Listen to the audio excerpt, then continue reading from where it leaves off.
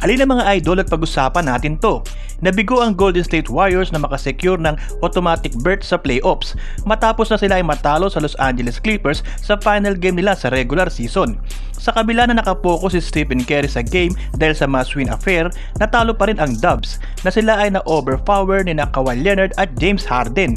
Multiple na narratives ang involved sa pagkatalo na ito ng Golden State Warriors, kagaya na lamang ng hindi pagbibigay ni Steve Kerr kay Jonathan Kuminga ng oras sa game, na makakatulong naman sana ito para sila ay manalo dahil sa athleticism nito at energy.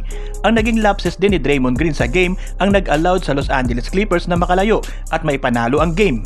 Habang ang Golden State Warriors ay nakapokus na talunin ng Memphis Grizzlies upang makarating sila sa first round ng playoffs, ang naging injury ni Jimmy Butler ay baka maging dahilan na sila ay malagay sa 8th seed at ang makalaban pa nila ay ang mahirap kalabanin na Oklahoma City Thunder.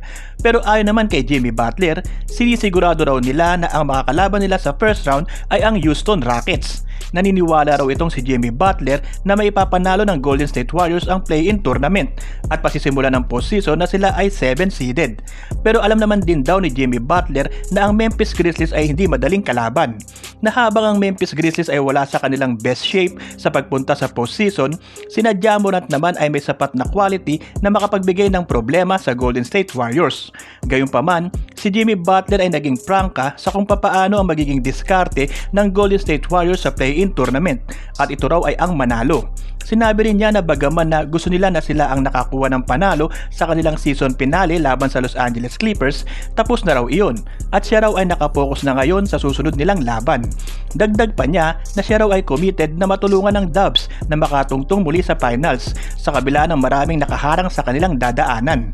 Ang veteran forward na marami ng karanasan sa play-in tournament ay nagkaroon ng malakas na paglalaro sa naging pagkatalo nila sa Los Angeles Clippers sa score na 124-119, na siya ay nagtapos na may 30 points, 1 rebound, 9 assists, 1 steal at 1 block. Ano ang masasabi nyo rito?